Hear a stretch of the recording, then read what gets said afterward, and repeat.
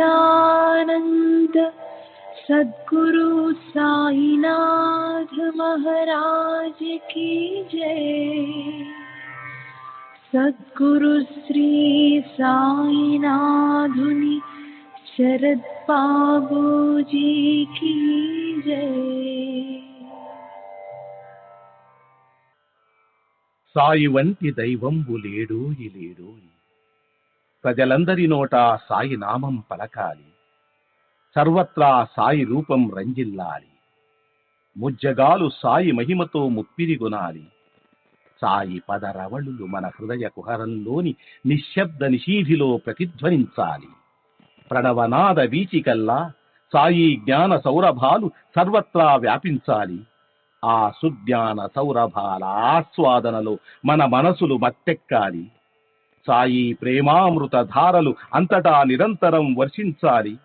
ఆ ప్రేమామృత ధారలలో తడుస్తూ, ఆ జ్ఞాన సౌరభాల మత్తులో ఆనందంగా నర్తిస్తూ సాయి వంటి దైవంబు లేడోయి లేడోయి అని అందరూ ఏకకంఠంతో గానం చేయాలి. అదే నా ఆశ, ఆశయం, ఆకాంక్ష. అదొక మధుర స్వప్నం. ఆ స్వప్న సాఫల్యం కోసం శ్రీ సాయినాథుని అనన్య ప్రేమతో, ఆర్ద్రతతో ప్రార్థించటమే మనం చేయగలిగింది, చేయవలసింది. శ్రీ బాబూజీ.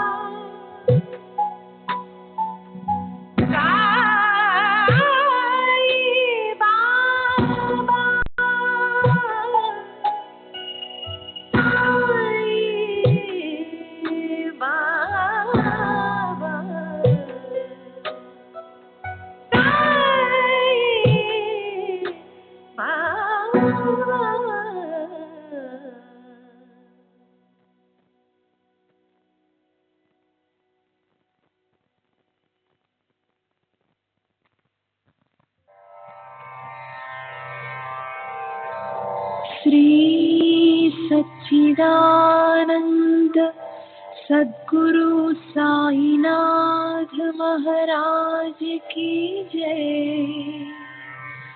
सद्गुरु श्री साईनाथुनि शरद बाबू जी की जय।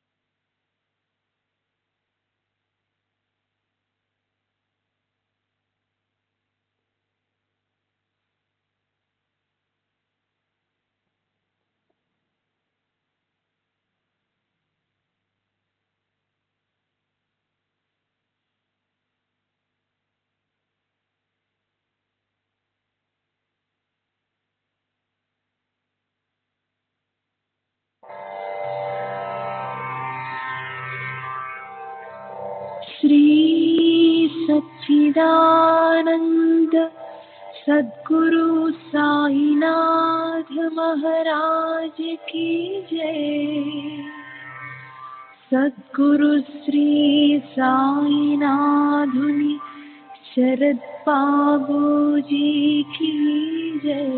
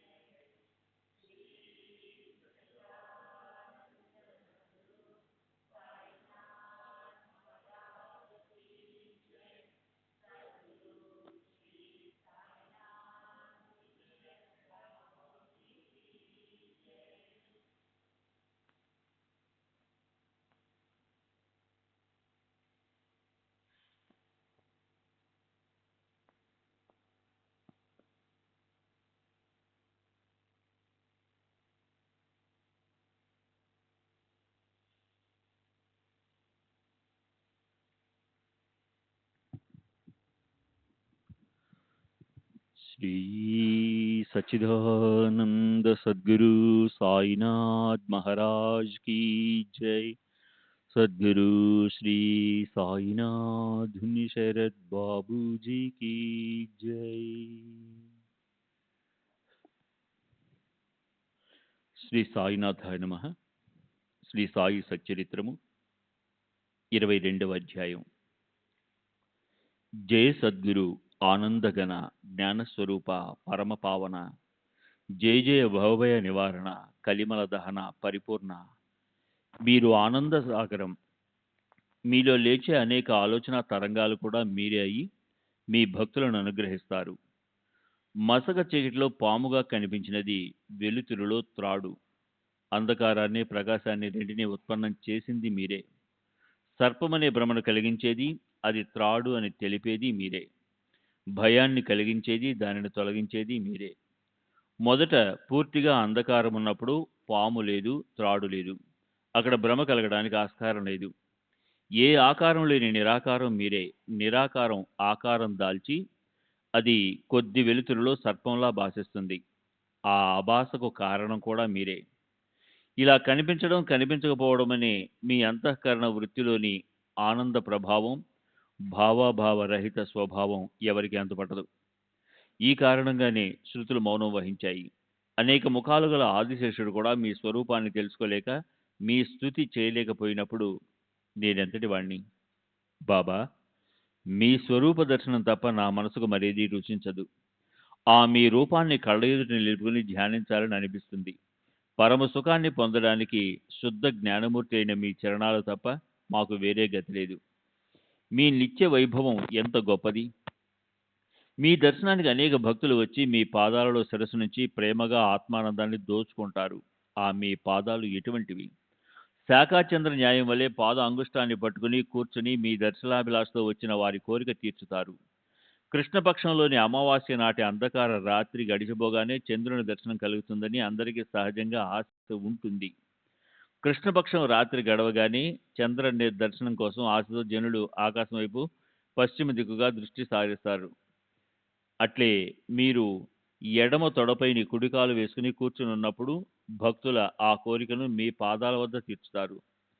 ఎడమ చేతి చూపుడు వేలు మరియు మధ్య వేలుతో మీ కుడికాలి బొటన వేలును పట్టుకుని ఉన్నప్పుడు రెండు వేళ్ల మధ్యన ఉన్న కాలి బొటన వేలి గోరు విధియ చంద్రుని వలె ప్రకాశిస్తూ కనిపిస్తుంది.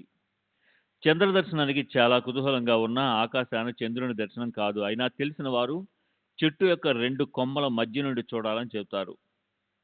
ఇలా ఆ రెండు కొమ్మల మధ్య నుండి చూస్తే చంద్రుని దర్శనం అవుతుంది. సన్నని గీత వలె కనిపించిన ఆ చంద్రుని దర్శన పిపాస తీరుతుంది. బొటనవేలి మహిమ ధన్యం. బాబా స్వయం వేణి మాధవుడై గంగా యములను ప్రకటింపజేసి దాసగణుని సంతృష్టిపరిచారు. దాసగణు ప్రయాగ తీర్థంలో స్నానానికి వెళ్ళటానికి బాబా అనుమతిని వేడగా వారు ఈ నా యొక్క బొటనవేలు ప్రయాగ అని భావించి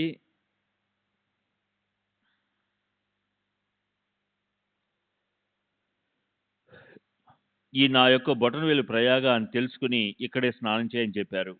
బాబా అలా చెప్పగా దాసును బాబా పాదాలపై సరస్సునుంచగా అప్పుడు అక్కడ గంగా యమున ఉభయ నదుల నీరు ప్రకటమైంది. ఈ సందర్భంలో దాసును రచించి గానం చేసిన అగాధ శక్తి అఘటిత లీల అన్న అందమైన పద్యాన్ని వినాలన్న కుతూహలం గల శ్రోతలు శ్రీ సాయి సచ్చరిత్రలోని 4వ అధ్యాయాన్ని మరలా చదివితే క్రొత్తదనం కనిపిస్తుంది. శాఖాచంద్ర న్యాయానుసారం చూపుడు వేలు మధ్య వేలును రెంటిని కాలి బొటన వేలిపై ఉంచి సాయి మాత భక్తులకు సులభోపాయాన్ని చూపారు. నిరభిమానంగా ఉంటూ సర్వప్రాణుల ముందు నమ్రతగా తలవంచి ఒక్క అంగుష్ట ధ్యానం చేయడం భక్తికి సులభ సాధనం. ఇప్పుడు పూర్వ కథానుసంధానం. బాబా భక్తులను అనుగ్రహించిన కథ అయింది. తర్వాత అపూర్వమైన చరిత్ర శ్రవణాన్ని శ్రద్ధగా చేయండి. బాబా కారణంగానే షిరిడి అతి పవిత్రమైన పుణ్యక్షేత్రమైంది. పుణ్యాన్ని కోరుకునే సద్బుద్ధి గల భక్తులు అక్కడికి అహోరాత్రులు వస్తుంటారు. సాయి రూపంలో కల్పవృక్షం ప్రత్యక్షంగా షిరిడిలో అవతరించిందని తమ అనుభవాలతో ప్రత్యక్షంగానో లేక పరోక్షంగానో తెలుసుకుంటారు. బాబా పేదవారినైనా శ్రీమంతులైనా సమానంగా చూస్తారు. అద్భుతమైన లీలను చూపి భక్తులకు శ్రేయస్సును కలిగిస్తారు. అమితమైన వారి ప్రేమను, స్వాభావికమైన జ్ఞాన సంపదను, సర్వాత్మ భావాన్ని అనుభవించిన వారు ధన్యులు.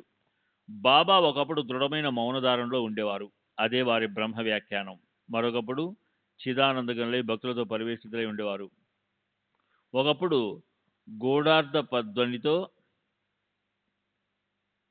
అర్థం కాకుండా మాట్లాడడం, మరొకప్పుడు వినోదంగా పరిహాసం ఆడడం, ఒకప్పుడు సందిగ్ధత లేకుండా ఉండడం, క్రోధంతో మండిపడడం, ఒకప్పుడు భావగర్భితంగా, ఒకప్పుడు వివేకంగా, ఒకప్పుడు నిశ్చలపూర్వకంగా అనేకులకు అనేక రకాలుగా ఉపదేశాలను ఇచ్చేవారు. ఈ విధంగా సాయి సమర్థుల ఆచరణ వాక్కుకు మనోబుద్ధులకు అతీతమైనది, ఆలోచనలకు అందదనిది, జ్ఞానాతీతమైనది. వారిని ఎంత చూసినా, వారి మాటలను ఎన్ని విన్నా తృప్తి కలగదు. వారితో ఎంత సంభాషించినా తనివి తీరదు. మనసుకు భరించలేనంత ఆనందం కలుగుతుంది. పర్జన్యధారాలను లెక్క పెట్టవచ్చు, పెనుగాలిని మూటగట్టవచ్చు, కానీ సాయి యొక్క చమత్కారాలను ఎవరు తోచగలరు? తరువాతి కథ.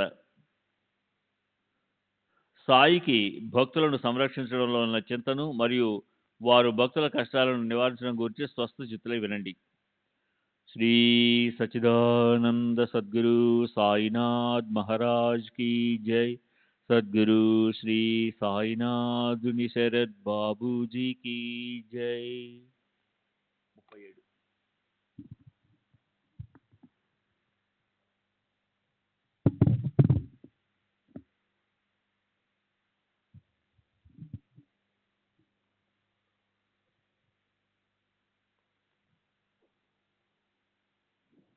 బాబా భక్తుల గండాలను తెలుసుకొని సమయానికి సరిగ్గా వారికి ధైర్యాన్నిచ్చి వారి కష్టాలు నివారించి వారిని తమ పాదాల చెంత స్థిరపరిచేవారు.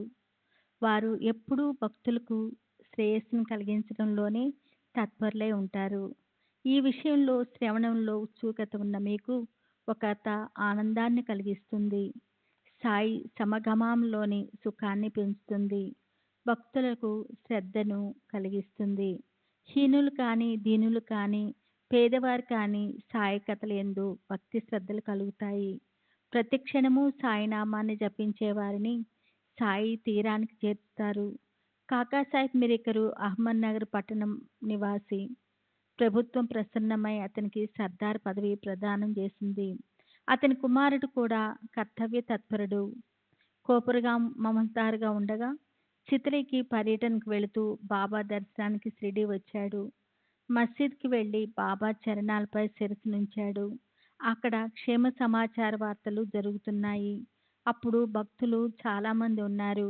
మాధవరావు కూడా ఆ సమీపంలో ఉన్నాడు. విశేషమైన ఆ కథామృతాన్ని శ్రద్ధగా సేవించండి. బాబా భక్తజనులకు భవిష్యత్తులో జరిగే కష్టాలను సూచించి వారిని తప్పించుకునే ఉపాయాలను కూడా తెలిపి వారిని రక్షించడం తెలుసా అని ప్రశ్నించారు. వారిని రక్షించడం గొప్ప చమత్కారము. బాబా మిరికర్ను విచిత్రంగా, ఇది మన ద్వారకామాయి, నీకు తెలుసా అని ప్రశ్నించారు. బాలాసాహెబ్కు అసలు అర్థం కాలేదు. అప్పుడు బాబా, ఇదిగో చూడు, ఇదే ద్వారకామాయి, ఇదే మన ద్వారామాత. మసీదులోని ఈమె ఒడిలో కూర్చున్న బిడ్డలను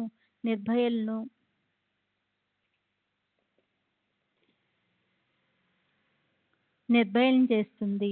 వారికి దుఃఖం అనే మాటే ఉండదు. ఈ మసీదు మాత గొప్ప దయాగలది. భావికులకు అమాయకులకు తల్లి. ఎవరు ఏ అపాయాలలో చిక్కుకున్నా ఈమె వెంటనే రక్షిస్తుంది. ఒకసారి ఈమె ఒడిలో కూర్చున్నారా వారి కష్టాలు తొలగిపోతాయి. ఈమె నీడలో విశ్రమించిన వారు సుఖాల ఆసనాన్ని అధిష్ఠిస్తారు. ఈమెయే ద్వారావతి అని చెప్పి బాబా అతనికి విభూతినిచ్చి తమ అభయహస్తాన్ని అతని శిరస్సుపై ఉంచారు. మిరీకర్ వెళ్ళిపోవటానికి బయలుదేరాడు. మిరీకర్ను మరొక ప్రశ్న అడగాలని బాబా అతన్ని, నీకు పొడగాటి బాబా యొక్క విశేషం తెలుసా అని అది కుడి మోచేతి క్రింద ఎడమ చేతిని ఉంచి కుడి చేతిని త్రిప్పుతూ అది ఇలా భయంకరంగా ఉంటుంది. కానీ అది మనల్ని ఏం చేయగలదు? మనము ద్వారకామాయి బిడ్డలం. ఊరికే చూడటమే కానీ ఆమె వింత చర్య ఎవరికీ అర్థం కాదు. రక్షించటానికి ద్వారకామాయి ఉండగా సర్పం ఎలా చంపగలదు? రక్షించేవారి శక్తి ముందు చంపేవారి శక్తి ఏ పాటిది అని అన్నారు. బాబా ఈ సందర్భంలో ఈ విషయాన్ని ఎందుకు చెప్పారు? దీనికి మిరీకరికి ఏమిటి సంబంధం అని అందరికీ జిజ్ఞాస. కానీ బాబాను ప్రశ్నించే ధైర్యం లేదు. చిత్రికి వెళ్ళటానికి ఆలస్యమైపోతుందని మిరీకర్ను బాబా చరణాలకు నమస్కరించి క్రిందకి దిగాడు. అతని వెంటే మాధవరావు ఉన్నాడు. ఇద్దరూ మండ మండప ద్వారం వద్దకు వెళ్ళారు. బాబా మాధవరావును ఒక్క క్షణం ఇట్రా అని వెనక్కు పిలిచారు. శ్యామ, నువ్వు కూడా ప్రయాణమై అతని వెంట వెళ్ళి చితిలీలో పర్యటించరా, బాగా సరదాగా ఉంటుంది అని చెప్పారు. వెంటనే శ్యామ క్రిందకి దిగి మిరీకరి వద్దకు వచ్చి, నేను మీ వెంట మీ టాంగా బండిలో చితిలికి రావాలి అన్నాడు. ఇంటికి వెళ్ళి వెంటనే తయారై వస్తాను. మీ వెంట చితిలికి వెళ్ళమని బాబా చెప్పారు అని అన్నాడు. అతనితో మిరికరు, చితిలి వరకు అంత దూరం మీరు వచ్చి ఏం చేస్తారు? మీకు వృద్ధాశ్రమ కదా అని అన్నాడు. మాధవరావు వెనక్కి వెళ్ళి అతని మాటను బాబాతో చెప్పాడు. బాబా, సరే మంచిదే, మనదేం పోతుంది? మంత్రము, తీర్థము, ద్విజులు, దేవతలు, దైవాజ్ఞలు, వైద్యులు, గురువు వీరి యందు ఎలాంటి భావం ఉంటే అలాంటి ఫలితమే లభిస్తుంది. మనం ఎప్పుడూ మంచిని ఆలోచించాలి, యోగ్యమైన దానిని ఉపదేశించాలి. ఎవరి కర్మ ఎలా ఉంటే అట్లే తప్పకుండా జరుగుతుంది అని చెప్పారు. ఇంతలో మిరీకరకు సందేహం కలిగింది. బాబా మాటలను పాటించాలని తలచి మాధవరావుతో చితలికి పదాన్ని మెల్లగా చెప్పాడు. సరే ఆగండి, అలాగే వస్తాను, కానీ మరలా బాబా అనుమతి తీసుకోవాలి. వారు వెళ్ళమంటే వెంటనే తిరిగి వస్తాను. నేను బయలుదేరితే మీరు వద్దని వెనక్కి పంపారు. బాబా, పోనీలే మనదేం పోతుంది అని నన్ను ఊరికే కూర్చోబెట్టారు. ఇప్పుడు మరలా వారిని అడుగుతాను. సరే అంటే వెంటనే వస్తాను. వారు ఎలా చెప్తే అలా చేస్తాను. నేను వారి ఆజ్ఞను పాలించే దాసుణ్ణి అని చెప్పి బాబా వద్దకు వెళ్ళి, మిరీకర్ నన్ను తన వెంట చితిలికి రమ్మంటున్నాడు. మీ ఆజ్ఞను కోరుతున్నా అని అన్నాడు. బాబా నవ్వుతూ, సరే అతను తీసుకుని వెళ్తే వెళ్ళు. ఈమె పేరు మసీదు మాయి. తన మాటను నిలబెట్టుకోదాం తన మాటను నిలబెట్టుకోదా? ఈ తల్లి చాలా దయాళువు. ఈమెకు బిడ్డలపై అత్యంత ప్రేమ. కానీ బిడ్డలకు విశ్వాసం లేకపోతే వారిని ఎలా రక్షిస్తుంది అని అన్నారు. మాధవరావు సాయి పాదాలకు వందనం చేసి టాంగాలో ఎక్కటానికి మిరీకర్ వద్దకు వెళ్ళాడు. అలా ఈ ఉభయులు చితిలికి వెళ్ళారు. అక్కడ విచారించగా రావాల్సిన అధికారులు రాలేదని తెలిసి నిశ్చితంగా కూర్చున్నారు. వారికి మారుతి దేవాలయంలో బసను ఏర్పాటు చేశారు. వెంటనే వారిద్దరూ అక్కడికి వెళ్ళారు. రాత్రి ఒక జాము గడిచింది. అంటే 10 గంటలైపోయింది. జంఖానా పరుపు తలగడ వేసుకొని దీపం వెలుగులో ముచ్చటించుకుంటూ కూర్చున్నారు. అక్కడ ఒక వార్తాపత్రిక ఉంది. మిరీకర్ దాన్ని తెరిచి చదవసాగాడు. విశేషమైన వార్తల్లో అతని మనసు లగ్నమైంది. అప్పుడు ఒక విచిత్రం జరిగింది. ఆ భయంకర సమయంలో ఒక సర్పం ఎక్కడి నుంచి ఎలా వచ్చిందో తెలియదు. ఎవరికంటా పడకుండా చుట్టుకొని కూర్చుంది. మిరీకరు నడుం వరకు మెత్తగా ఉన్న దుప్పటిపై నిర్భయంగా హాయిగా కూర్చొని ఉంది. అది ఎక్కడికి మెల్లమెల్లగా వచ్చినప్పుడు సరసరమని కాగితం చప్పుడు అయింది. కానీ ఆ శబ్దము సర్పానిదే అని ఎవరూ ఊహించలేదు. ఇంతటి భయంకరమైన పరిస్థితిలో మిరీకరు వార్తాపత్రికలో నిమగ్నమై ఉన్నాడు.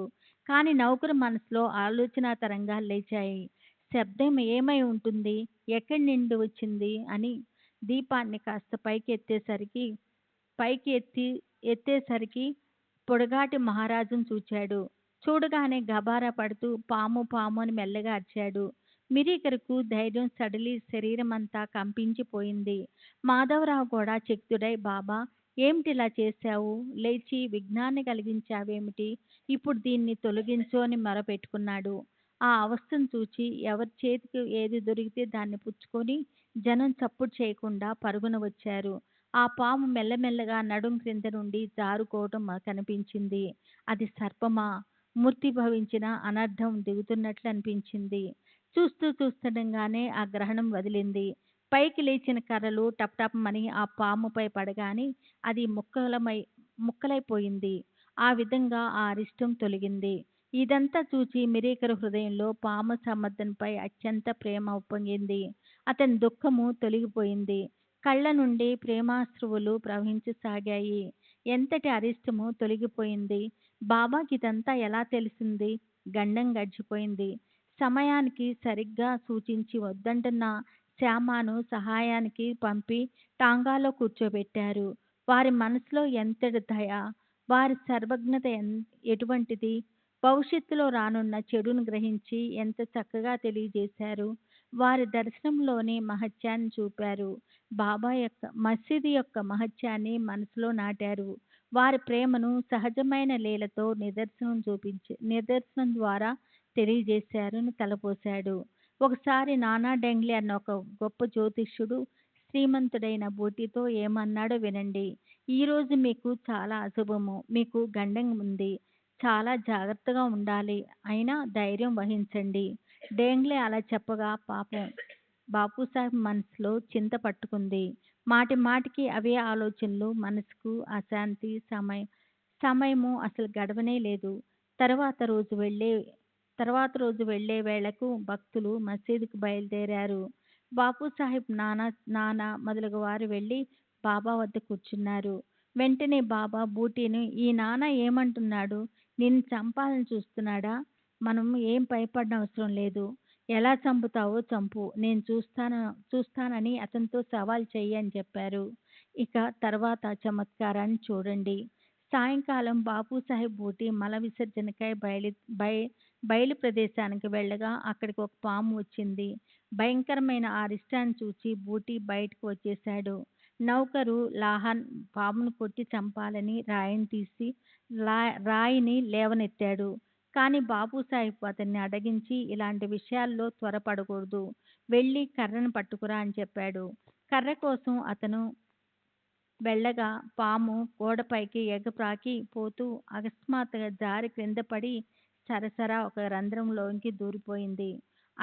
అది అలా అక్కడి నుండి తప్పించుకొని పోయింది.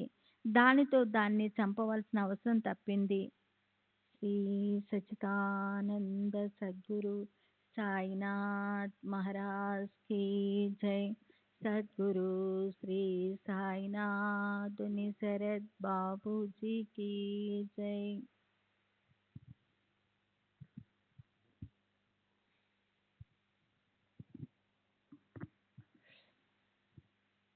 బూటీకి బాబా మాటలు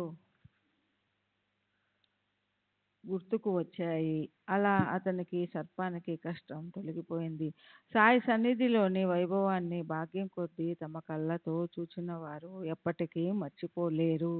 ఇటువంటి అనేక అనుభవాలను కలిగించి బాబా భక్తుల మనసులను ఆకర్షించేవారు. వానిని వర్ణించాలంటే ఆ వర్ణన ముగిసిపోదు. కానీ కాగితాలు సరిపోవు. ఇటువంటిదే మరొక కథ. రాత్రి 2వ జాములో చావడి యందు బాబా ఎదుట ప్రత్యక్షంగా జరిగినది వినండి.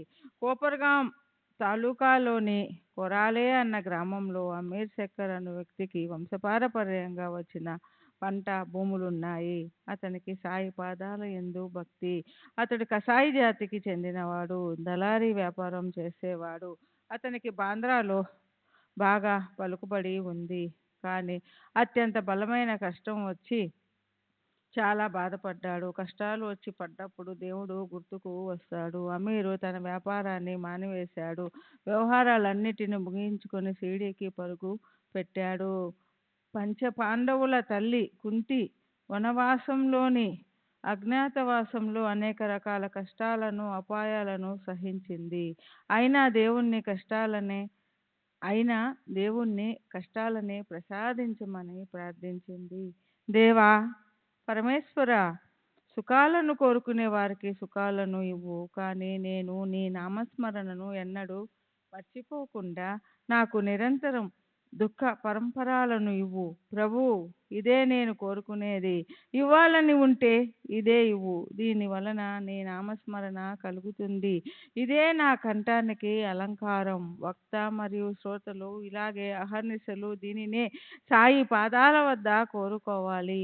దేవా, మీ నామాన్ని మరచిపోకుండా ఎల్లప్పుడూ మీ పాదాల వద్ద ఆశ్రయాన్ని ఇవ్వండి అని అమీరు బాబాకు నమస్కరించి భక్తిగా బాబా హస్తాన్ని చుంబించాడు. తన వ్యాధిని గూర్చి సవిస్తారంగా మనవి చేసి ఆ దుఃఖం నుండి విమోచనం కలుగజేయమని ప్రార్థించాడు. అతని సంధివాత రోగం పోయే ఉపాయం చెప్పమని ప్రార్థించాడు. ప్రశాంతంగా చావడిలో ఉండు అని బాబా ప్రత్యుత్తరం ఇచ్చారు. బాబా నియమంగా మసీదు నుండి రోజు విడిచి రోజు రాత్రి చావడికి వచ్చేవారు. అమీరు అక్కడే ఉండేవాడు. అతడు సంధివాతంతో చాలా బాధపడుతున్నాడు. షిరిడీ గ్రామంలో మరెక్కడైనా సుఖంగా ఉండేవాడు, లేదా కొరాలే వెళ్ళైనా ఉండేవాడు. అక్కడ అతనికి చాలా గౌరవం. చావడి చాలా పురాతనమైనది, క్రింది పైన బాగా శిథిలమైపోయింది. అక్కడ తొండలు, బల్లులు, తేళ్ళు, పాములు స్వేచ్ఛగా విహరిస్తూ ఉంటాయి.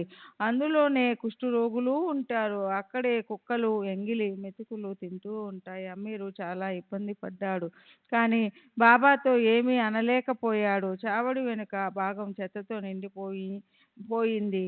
మోకాలి లోతు గోతులు, గోడకు 16 రంధ్రాలు. అక్కడి పరిస్థితిని కుక్కలు కూడా పట్టించుకోవు. అక్కడికి రావడమే వ్యర్థం. పైనుండి వర్షం, కింద నేలంతా తేమగా ఎత్తుపల్లాలుగా ఉంది. కల్లోలంగా ఒకటే చలిగాలి. అమీర్కు మనసులో చింత, శరీరంలోని కీళ్లు పట్టుకొని పోయాయి. గాలి వానతో ఆ స్థలం బాగా తడిసిపోయింది. కానీ బాబా వచనాలే ఔషధం. గాలి వాన వచ్చినా, నేల తడిగా ఎత్తుపల్లాలుగా ఉన్నా సరే ఇక దాని విషయం ఆలోచించనే కూడదు. ఆ ప్రదేశం సందేహాస్పదంగా ఉన్నా అక్కడ అతనికి సాయి సాన్నిధ్యం మహాప్రసాదం. వారి వచనాలే ఔషధం అని తలచి సుఖంగా ఉన్నాడు. చావడి మెట్లెక్కగానే ఎదుటనున్న మధ్య భాగంలో పరుపు పరుచుకొని అక్కడ అమీర్ శక్కర్ 9 నెలలున్నాడు. సంధివాతం అతని శరీరం అంతా అలుముకుంది. ఆ జబ్బుకు అక్కడి వాతావరణం విపరీతమైనది, కానీ అతని దృఢ విశ్వాసం కారణంగా అది సరిపోయింది. అతడు 9 నెలలు అక్కడే ఉండాలని బాబా నియమం పెట్టారు. మసీదుకు కూడా వెళ్ళడానికి, దర్శనానికి ఆంక్ష విధించారు. అయినా చావడి వంటి ప్రదేశాన్ని నియమించడం వలన అతనికి రోజు ఉదయం సాయంకాలం ఏ ప్రయాస లేకుండా బాబా దర్శనం లభించేది. ఇంతేకాక రోజు విడిచి రోజు 2 పూటల చావడిలో జరిగే వైభవాన్ని కల్లారా చూసే అవకాశం కూడా లభించింది. బాబా రోజు ఉదయం భిక్షకు వెళ్ళేటప్పుడు చావడి మీదుగానే వెళ్ళాలి. అలా వారు వెళ్తూ ఉన్నప్పుడు, తిరిగి వస్తూ ఉన్నప్పుడు వారి దర్శనం అమీర్కు తన చోటు కదలకుండానే లభించేది. అట్టే రోజు సాయంకాలం బాబా చావడి ఎదుట నిల్చొని చూపుడు వ్రేలును తలను ఊపుతూ దిక్కులకు వందనం చేసేవారు. అక్కడి నుండి వెనుకకు మరలి సమాధి మందిరం మూల వరకు వెళ్ళి భక్తులు వెంటరాగా మసీదుకు తిరిగి వెళ్ళేవారు. చావడికి రోజు విడిచి రోజు వచ్చేవారు. వారిద్దరి మధ్య నామమాత్రంగా ఒక పలకల తలుపు పరదా వలె అడ్డు ఉండేది, అంతే. అమీరు బాబా ఆ ఇద్దరికి ముచ్చడించుకోవడం సరదా. చావడిలోనే పూజ, అక్కడే హారతిని చేసి భక్తులు తమ ఇళ్లకు వెళ్ళిపోయేవారు. అటు తర్వాత వారిద్దరూ ప్రశాంతంగా కబుర్లు చెప్పుకునేవారు. అమీర్కు అది బందీఖానా వలె ఉన్న నిజానికి సాయి సాంగత్యం ఎంతో భాగ్యం. లేకపోతే అటువంటి సుఖాన్ని, ఆనందాన్ని అనుభవించడం ఎవరికైనా దుర్బలం. అయినా కూడా అమీర్కు విసుగెత్తిపోయింది. ఒకే చోట ఉండడం బందీఖానా వలె అనిపించింది. ఏ ఊరికైనా వెళ్దామా అని అనిపించింది. స్వతంత్రాన్ని కోరుకునే వారికి పారతంత్రం నచ్చుతుందా? ఈ బందీఖానా ఇక చాలు అని అతనికి అనిపించింది. బాబా అనుమతి లేకుండానే తనకు నియమించిన ప్రదేశాన్ని విడిచి కోపర్గాం వెళ్ళి ఒక ధర్మశాలలో ఉన్నాడు. అక్కడ లేకుండానే తనకు నియమించిన ప్రదేశాన్ని విడిచి కోపర్గాంకు వెళ్ళి ఒక ధర్మశాలలో ఉన్నాడు. అక్కడ జరిగిన చమత్కారం వినండి. చావడికి సిద్ధంగా ఉన్న ఒక ఫకీరు దాహంతో చాలా బాధపడుతూ ఒక గుక్కెడు నీరు త్రాగించమని అడిగాడు. అమీర్కు జాలి కలిగి అతనికి నీరు త్రాగించాడు. నీరు త్రాగిన వెంటనే ఫకీరు శరీరం నిశ్చేష్టగా పడిపోయింది. అతని ప్రాణం పోయింది. ఆ దరిదాపులలో ఎవరూ లేరు. పైగా రాత్రి సమయం. పాపం అమీరు గాబరపడిపోయాడు. ఉదయాన్నే ఫకీరు ఆకస్మిక మరణానికి విచారణ జరుగుతుంది. దోషిని పట్టుకుంటాడు. ప్రభుత్వం విచారణ జరుగుతుంది. నిజంగా జరిగిన దానిని చెబితే ఎవరు నమ్ముతారు? సాక్షుల విచారణలో తేలిన దానిని బట్టి న్యాయం జరుగుతుంది. నేనే అతనికి నీరు త్రాగిస్తూ ఉంటే అకస్మాత్తుగా ఫకీరు ప్రాణాలు పోయాయి అని జరిగిన సత్యాన్ని చెబితే నేను పట్టుబడిపోతాను. అతని మృతికి నేనే కారణమని ముందు నన్ను పట్టుకుంటారు. తర్వాత ఎప్పుడో నిజం తెలిసాక నేను నిరపరాధినని నిశ్చయమవుతుంది.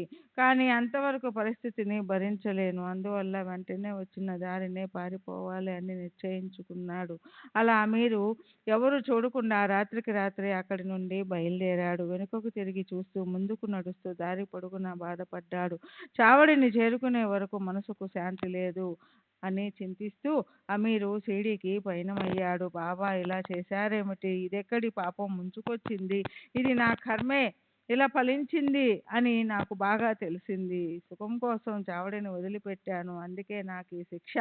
బాబా, ఇప్పుడు నన్ను ఈ కష్టం నుండి బయటికి లాగి తీసుకుని వెళ్ళి షిరిడీలో పడేయండి అని అన్నాడు.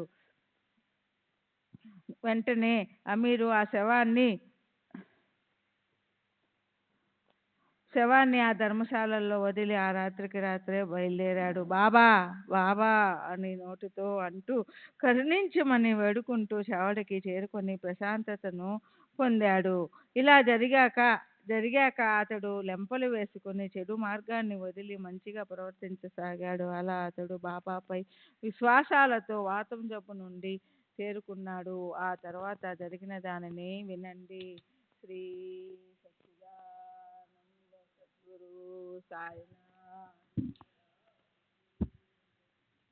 గురు శ్రీ సాయినాథుని శరత్ బాబూజీకి జై. చావడి మొత్తం 3 భాగాలు. ఆగ్నేయాయులు బాబా ఉంటారు. ఆగ్నేయ మూల బాబా ఉంటారు. 4 ప్రక్కల చెక్క పలకలు మూయబడి ఉండేవి. బాబా అందులో శయనించేవారు. రాత్రంతా దీపాలు వెలిగించి ఉంచేవారు. ఎల్లప్పుడూ బాబా వెలుగులో పడుకునేవారు. ఫకీరులు, బైరాగులు బయట ప్రదేశంలో చీకట్లో ఉండేవారు.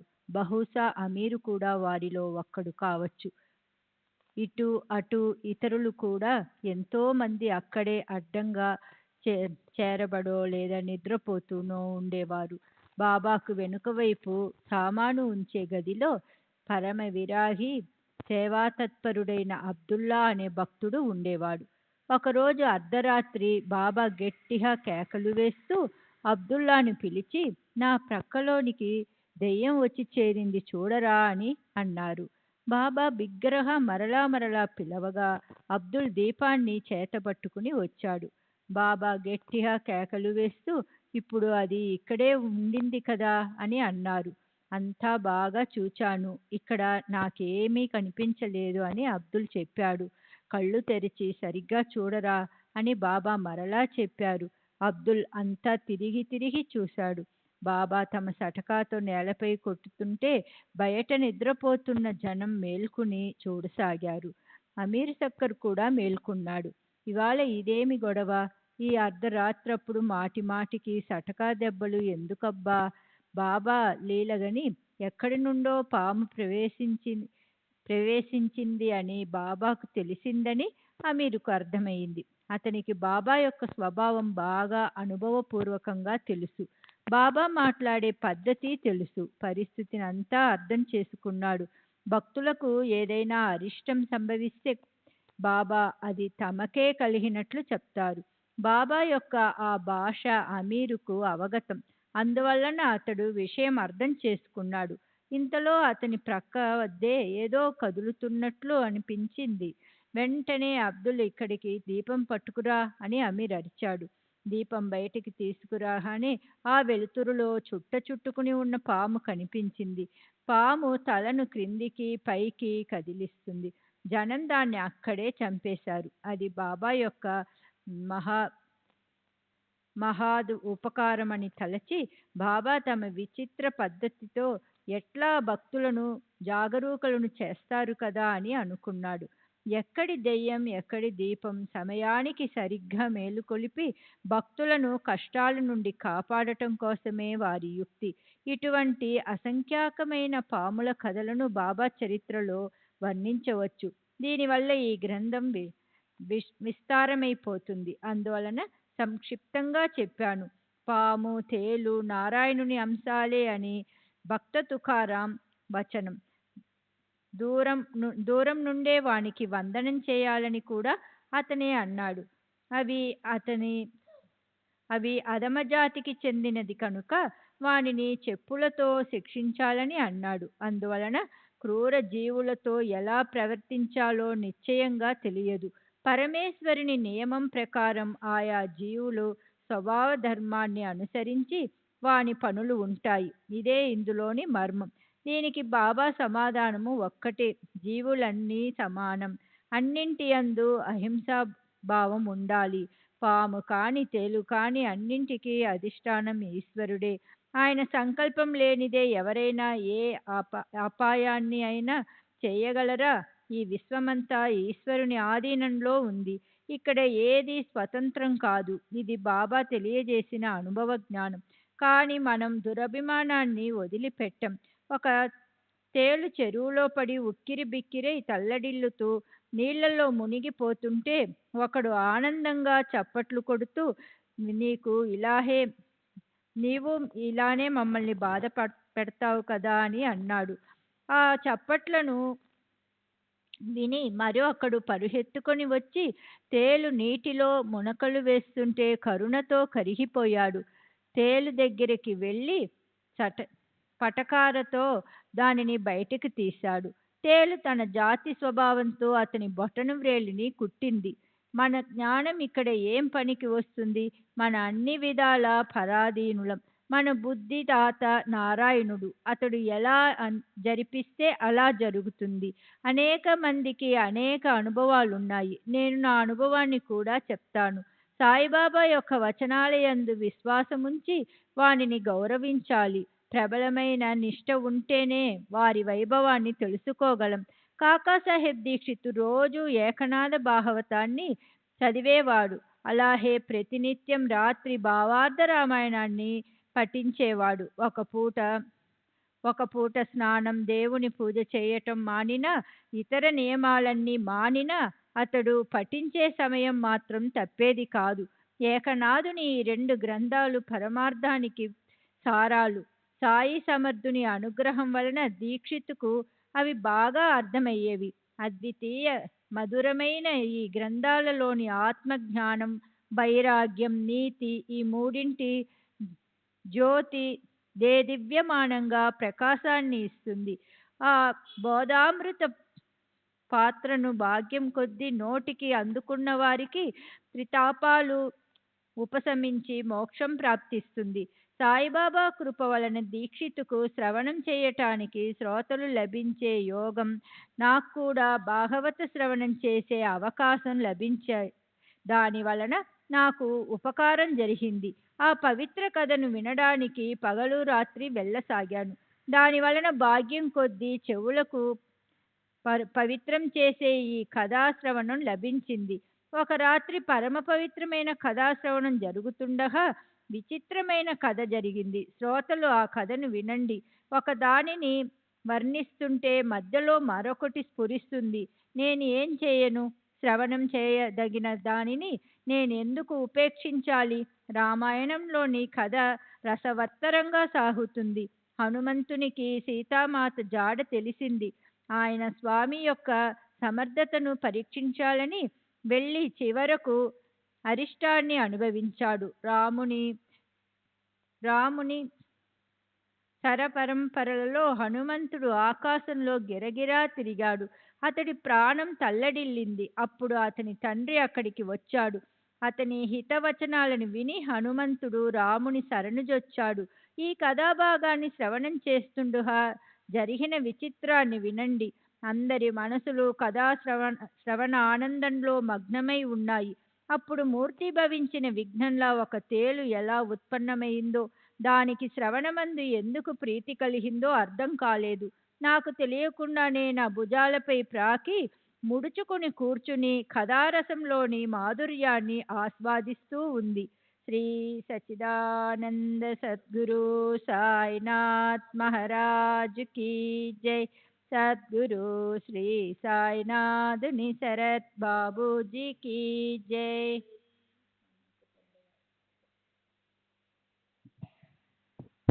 శ్రీ సచ్చిదానంద సద్గురు సాయినాథ్ మహారాజ్ కీ జై.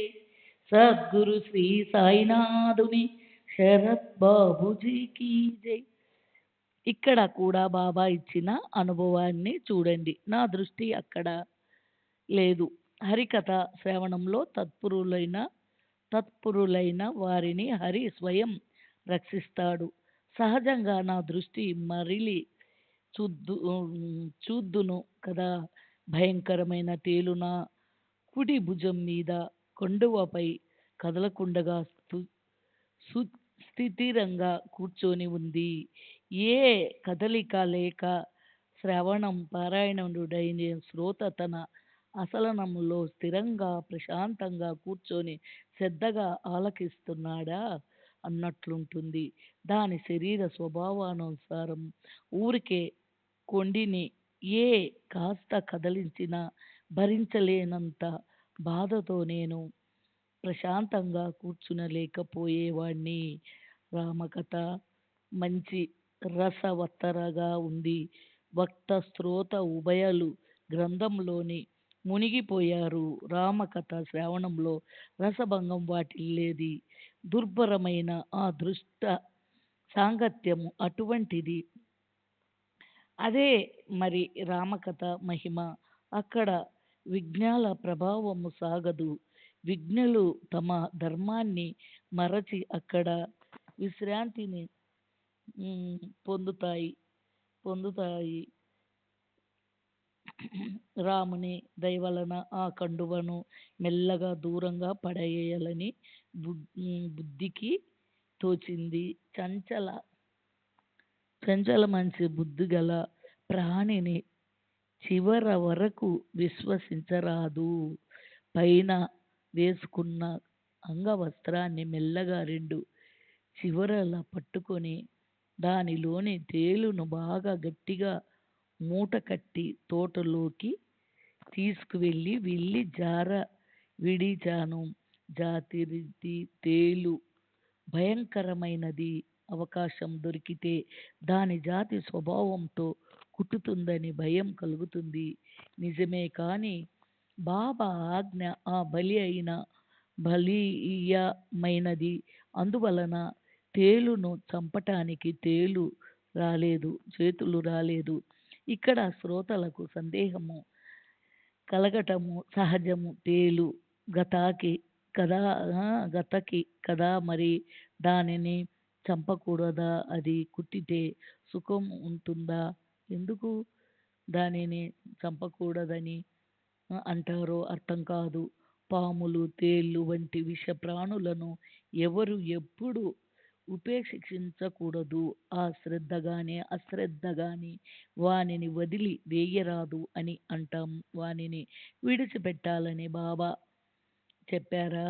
శ్రోతలు అనుమానం. నిజమే, నాకు కూడా ఇలాగే అనిపించేది. కానీ ఇటువంటి సందర్భాలలో బాబా అభిప్రాయాన్ని వినండి.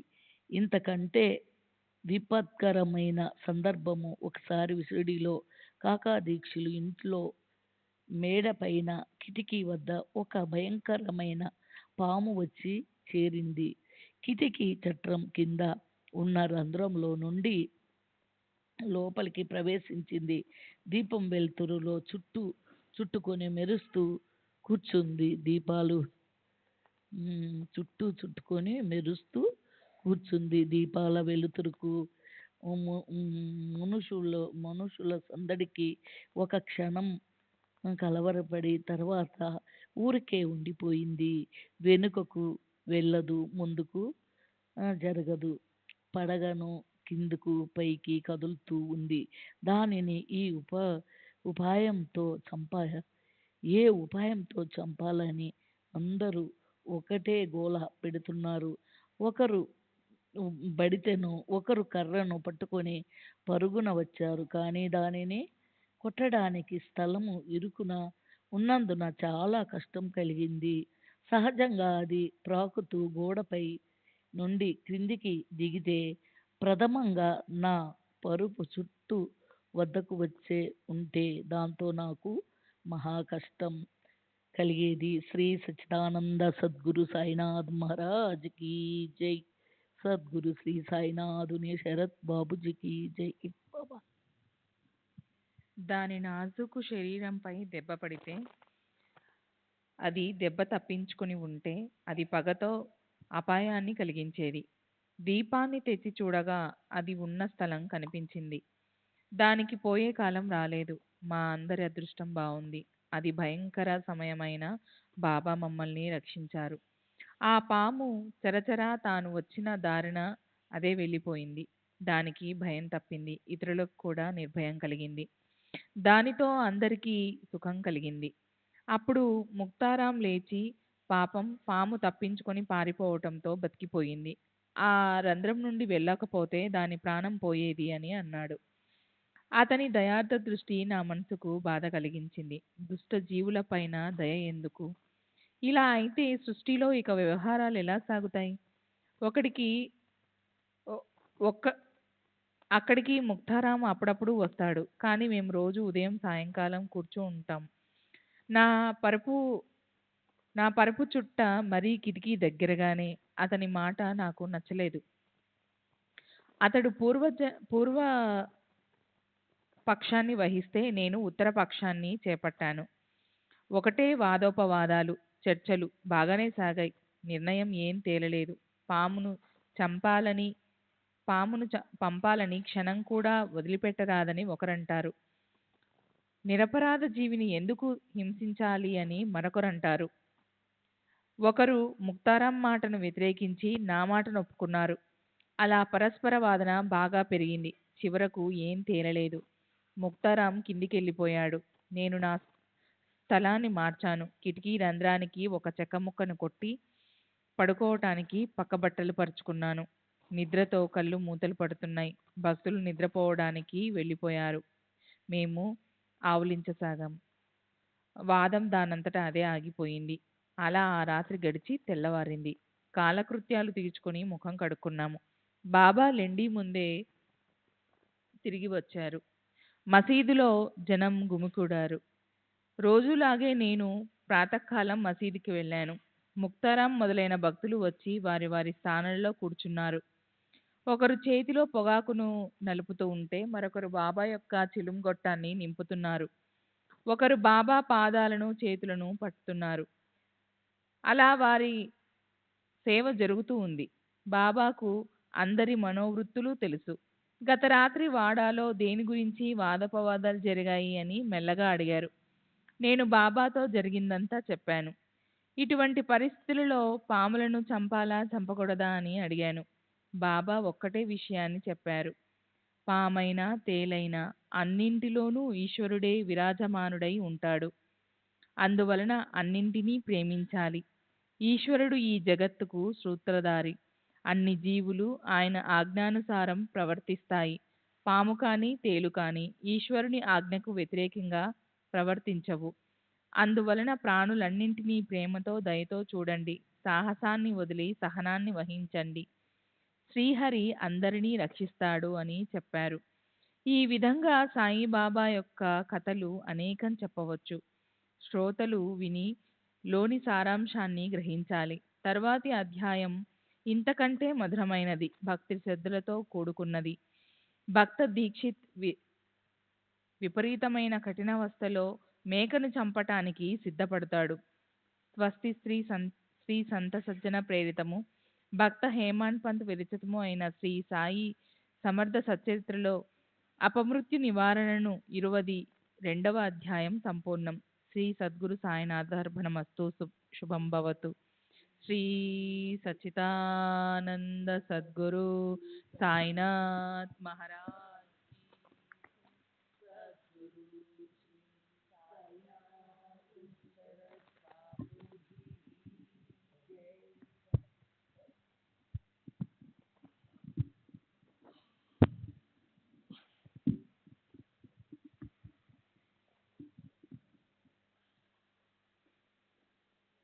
శ్రీ సాయి సచ్చరిత్ర 23వ అధ్యాయం. శ్రీ గణేశాయ నమః, శ్రీ సరస్వతాయ నమః, శ్రీ గురుభ్యో నమః, శ్రీ గురుదేవతాయ నమః, శ్రీ సీతారామ చంద్రాభ్యాయ నమః, శ్రీ సద్గురు సాయినాథాయ నమః. జీవుడు వాస్తవానికి త్రిగుణాతీతుడు. కానీ మాయామోహితుడై తన సచ్చిదానంద స్వరూపాన్ని మరచిపోయి శరీరమే తాను అని అనుకుంటాడు. ఆ శరీరాభిమానంతో నేను కర్తను, నేను భోక్తను అని తలచి అనర్థమైన జనన మరణ పరంపరలో పడి బాధపడతాడు. వాని నుండి బయటపడే మార్గాన్ని ఎటు ఎరుగడు. గురువు పాదాల యందు ప్రేమపూర్వకమైన భక్తి యోగమే అనర్థాలను ఉపశమింపచేసే మార్గం. మహానటుడైన శ్రీ సాయి రంగనాథులు భక్తులను ఆనందంలో రంజింపజేస్తారు. వారు అవతార పురుషులని మేము విశ్వసిస్తాము. కారణం వారి లక్షణాలన్నీ అవే. అయినా నేను అల్లా యొక్క పాదదాసుని అని వారు స్వయంగా చెప్పేవారు. సాక్షాత్తు అవతార పురుషులే అయినా లౌకిక వ్యవహారాలను, శుద్ధమైన వర్ణాశ్రమ ధర్మాలను చక్కగా ఆచరించి ప్రజలకు తెలియజేసేవాడు. వారు ఎవరితోనూ ఎప్పుడూ పోల్చుకునేవారు కాదు. ఇతరులను కూడా పోల్చుకొనిచ్చేవారు కాదు. చరాచరాలన్నింటిలో విశ్వంభరుణ్ణి చూచేవారికి అణకువయే ఆభరణం. వారు ఎవరిని తిరస్కరించేవారు కాదు, ఎవరిని తుచ్చంగా చూసేవారు కాదు. అన్ని జీవుల యందు చైతన్య గనుడైన నారాయణుని చూచేవారు. అనల్హక్ అనే పరమేశ్వరుని అని ఎప్పుడూ అనేవారు కాదు. నేను ఎల్లప్పుడూ పరమేశ్వరుని స్మరించి వారి పాదదాసుని యాదేహక్ అని చెప్పేవారు. అల్లా మాలిక్ అని స్మరించేవారు. సత్పురుషులు ఏ జాతికి చెందేవారు, వారు ఏమి తింటారో, ఎలా ప్రవర్తిస్తారో అన్న విషయాలు, వారి స్థితిగతులు మనకు అర్థం కావు. వారు ఎల్లప్పుడూ అన్నింటికీ అతీతులు. జడులైన జీవులను ఉద్ధరించడానికి పరోపకార పరాయణులైన సత్పురుషులు సృష్టి యందు అవతరిస్తారు. ఇదే సర్వేశ్వరుని కృప. పుణ్య సంచయం బాగా ఉంటేనే సత్పురుషులను గురించిన విషయాలు విని ఆనందించాలన్న కోరిక జనిస్తుంది. ఒకసారి ఒక యోగాభ్యాసి నానా చందోర్కర్ని వెంట పెట్టుకుని బాబా దర్శనానికై మసీదుకు వచ్చాడు. అతడు పతంజలి యోగ శాస్త్రాన్ని సమగ్రంగా అభ్యసించాడు. కానీ అతని అనుభవం చూస్తే అతనికి ఒక క్షణమైన సమాధి స్థితి సాధ్యమయ్యేది కాదు.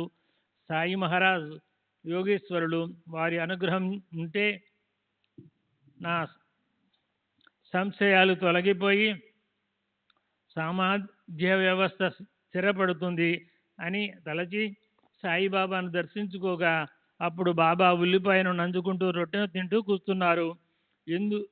ఎండు సద్ది రొట్టెను, ఉల్లిపాయను బాబా నోటి వద్ద చూచి నా సందేహాలను ఇప్పుడేం నివారించగలడు అని అతనికి అనుమానం కలిగింది. అతని మనసులో వికల్పం కలిగింది. అంతర్జ్ఞాని అయిన శ్రీ సాయి మహారాజ్, నానా, ఉల్లిపాయను కలిగిన వారే దానిని తినాలి. జీర్ణించుకునే శక్తి ఉన్నవారు దానిని నిర్భయంగా తినవచ్చు అని అన్నారు. ఆ మాటలు విన్న యోగాభ్యాసి చకితుడయ్యాడు. విశ్వాసంతో సాయిని శరణుజొచ్చాడు. తరువాత బాబా వచ్చి తమ ఆసనపై కూర్చున్నారు. ఆ యోగాభ్యాసి మనసులో సంకల్ప వికల్పాలు లేకుండా శ్రద్ధతో బాబా వద్ద కూర్చున్నాడు. తన సందేహాలకు సమాధానాలను తెలుసుకొని బాబా విభూతిని, ఆశీస్సులను పొంది సంతోషంగా వెళ్ళిపోయాడు. ఇటువంటి అనేక కథలను శ్రవణం చేస్తే దుఃఖాలు, మోహాలనే అనర్థాలు వెంటనే ఉపశమిస్తాయి.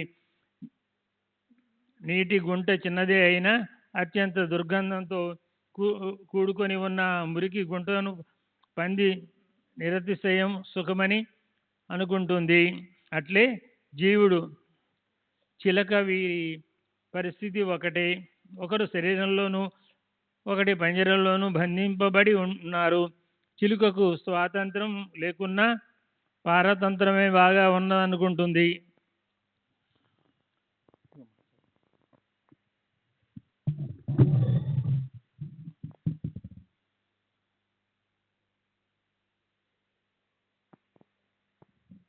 శ్రీ సచ్చిదానంద సద్గురు సాయినాథ్ మహారాజ్ की जय।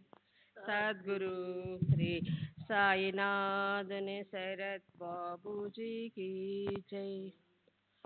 కూపావస్థ మండుకం వంటి ఈ చిలుక దాని సర్వసుఖాలు పంజరంలోనే ఉన్నాయని అనుకుంటుంది. పాపం దానికి స్వాతంత్రంలోని ఆనందం తెలియదు.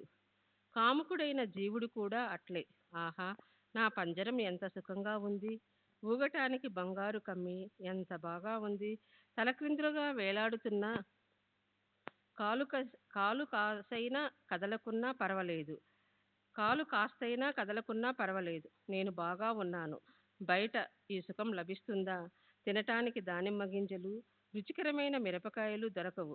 నా సుఖాన్ని నేను చేతులారా వదులుకోవాలా అని అనుకుంటుంది. కానీ ఆ చిలుకకు తగిన సమయం వచ్చిందా? అకస్మాత్తుగా ఎవరో కలిసి ప్రేమగా దాని వెన్ను తట్టి కళ్ళకు అంజనం వేస్తారు. ఆ స్పర్శతో శక్తిపాతమై కళ్ళు తెరుచుకుని పంజరం నుండి బయటపడి రెక్కలు విప్పుకొని గాలిలో ఎగురుతుంది. ఇక దానిని ఎవరు ఆపగలరు? ఎదుట విశాల జగత్తు కనిపిస్తుంది. యథేచ్ఛగా తినటానికి దానిమ్మ గింజలు, జామ పండ్లు, స్వేచ్ఛగా విహరించటానికి విశాల ఆకాశం. అప్పుడు స్వాతంత్ర సుఖాన్ని అనుభవిస్తుంది. అట్లే ఈ జీవుని పరిస్థితి. ఈశ్వరానుగ్రహం, సద్గురు ప్రాప్తి రెండూ లభిస్తే బంధం విడిపోయి స్వతంత్ర సుఖాన్ని అనుభవిస్తాడు. భావికులైన శ్రోతలారా, ఇప్పుడు కాసేపు ప్రేమ రసభరితమైన కథను వింటారా? గత అధ్యాయంలోని చమత్కారం. బాబా మిరీకరుకు శ్యామాను తోడుగా ఇచ్చి చితలీ పర్యటనకు పంపారు. బాబా భవిష్య జ్ఞానంతో పాము ద్వారా కలిగే విఘ్నాన్ని తెలుసుకుని మిరీకరుకు ఆ సమయానికి జరగబోయే ఆపదను చక్కగా సూచించారు. సూచన మాత్రమే కాదు, మిరీకరు వద్దన్న అతని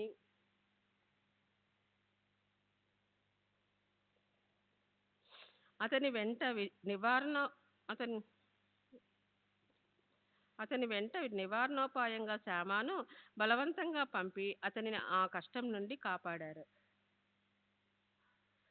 భక్తి కళ్యాణ తత్పరుడైన బాబా అలా బాలాసాహెబ్ మిరీకర్ గండాన్ని తప్పించి విచిత్రమైన అనుభవాన్ని కలుగచేశారు. అంతకంటే ఘోరంగా శ్యామకు అకస్మాత్తుగా పాము కరచిన పరిస్థితిలో బతుకుతాడన్న ఆశ కూడా లేనప్పుడు బాబా అతనిని మృత్యువు నుండి విముక్తి చేశారు. శ్రీ సచ్చిదానంద సద్గురు సాయినాథ్ మహారాజ్ కీ జై. సద్గురు శ్రీ సాయినాథ్ ముందుగా ఈ కథ శ్రోతలకు చెబుతాను. ఇది కూడా ఒక బాబా లీల. పాము కాటు వేసినప్పుడు బాబా ఏం ఉపాయం చేశారో చూడండి.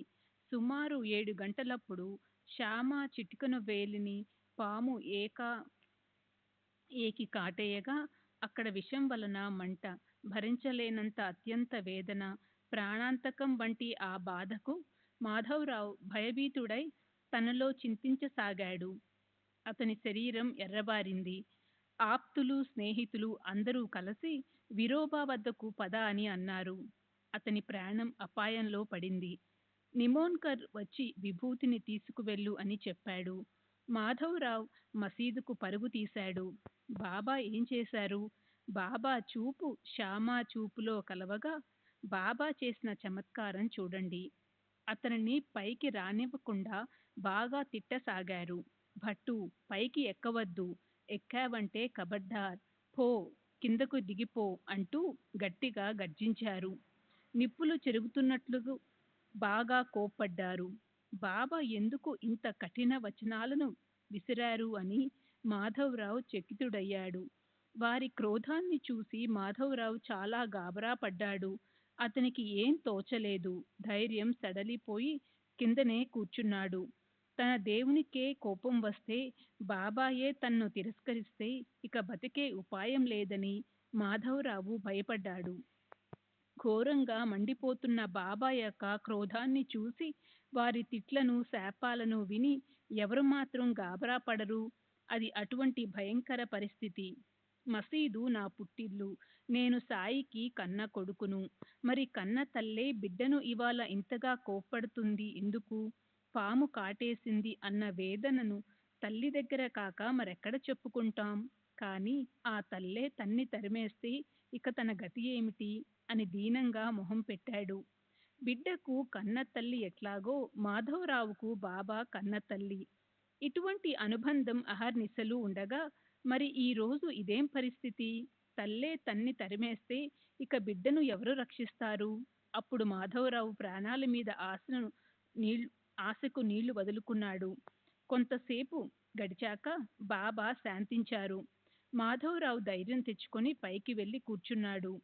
అప్పుడు బాబా, నీవు ధైర్యం వదలకు, ఏం చింతపడకు, నీవు బాగవుతావు. దయాళువైన ఫకీరు నిన్ను సంరక్షిస్తాడు. ఇంటికి వెళ్ళి సుస్థిరంగా కూర్చో. ఇంటి నుండి బయటికి ఎక్కడికి వెళ్ళకు. నిర్భయంగా నిశ్చింతగా ఉండు. నా మీద విశ్వాసం ఉంచు అని చెప్పారు. శ్యామ ఇంటికి చేరుకునేసరికి బాబా తాత్యాతో కబురు పంపారు. అతన్ని నిద్రపోవద్దని చెప్పు. ఇంటిలోనే తిరుగుతుండాలి. నచ్చిన దాన్ని సుఖంగా తిని జాగ్రత్తగా ఉండమని చెప్పు. కాకాసాహెబ్ దీక్షిత్తో బాబా, రాత్రి కునుకు పడుతూ ఉంటుంది, అతన్ని నిద్రపోనివ్వకండి అని చెప్పారు. అలా జాగ్రత్త పడగా ఆ బాధ వదిలిపోయింది.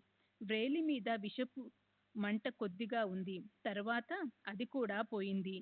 ఎటువంటి భయంకరమైన గండం గడిచింది. ఇటువంటి ప్రేమమయి సాయి మాత సచితానంద సద్గురు సాయినాథ్ మహారాజ్ కీ జై. సద్గురు శ్రీ సాయినాథ్.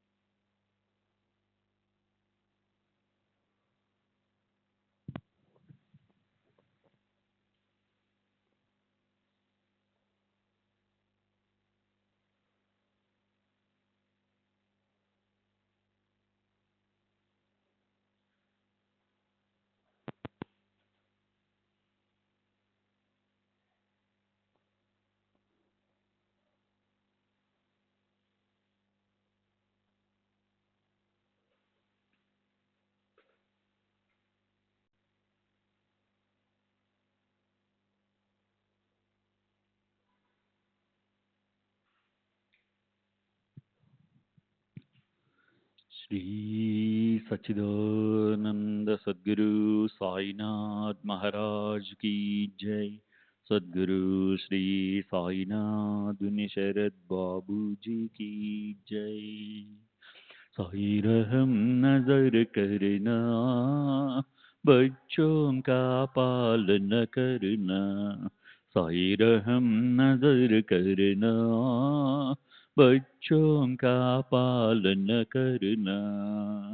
जाना तुमने जगत पसार, सब ही झूठ जमाना। जाना तुमने जगत पसार, सब ही झूठ जमाना। साई रहम नजर करना, बच्चों का पालन करना। साई रहम नजर करना, बच्चों का पालन करना। मैं अंधा हूँ बंदा आपका, मुझसे पथ दिखलाना। मैं अंधा हूँ बंदा आपका, मुझसे पथ दिखलाना।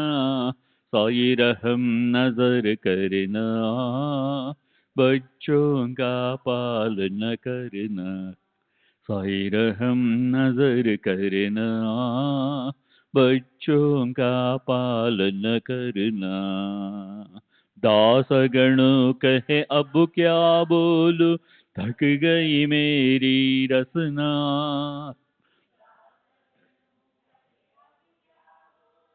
थक गई मेरी रसना, साई रहम नजर करना, बच्चों का पालन करना, साई रहम नजर करना, बच्चों का पालन करना।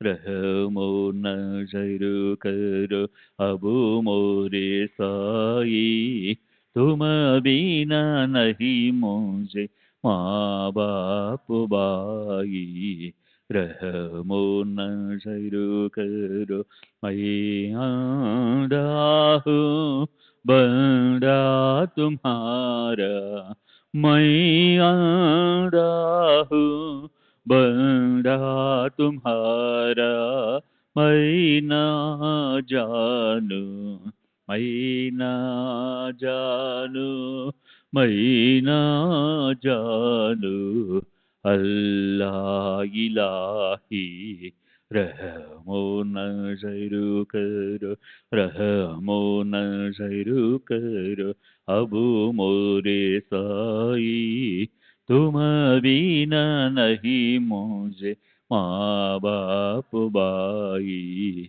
रहमो नजर करो।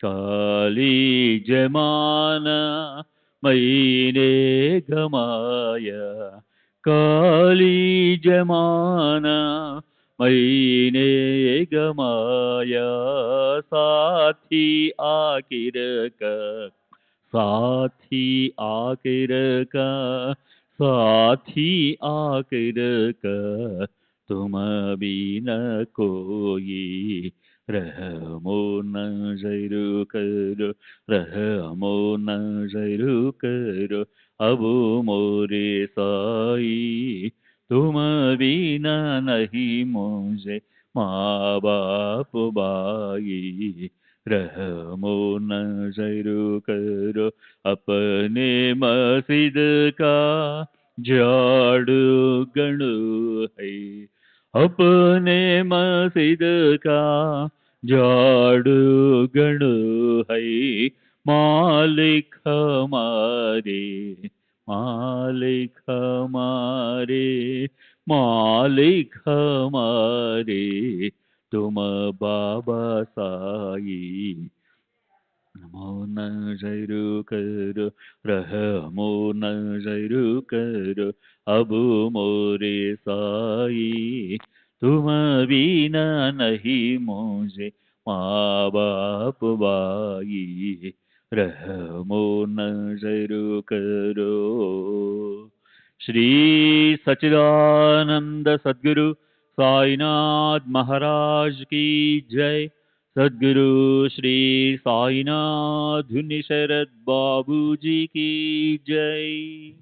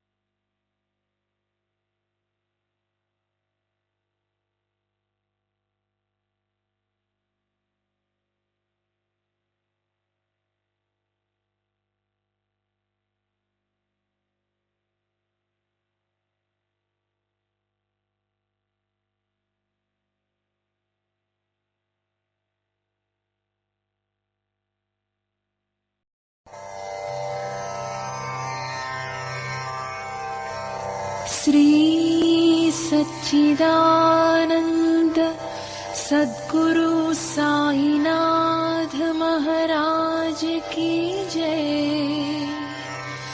सद्गुरु श्री साईनाथुनि शरद बाबूजी की जय।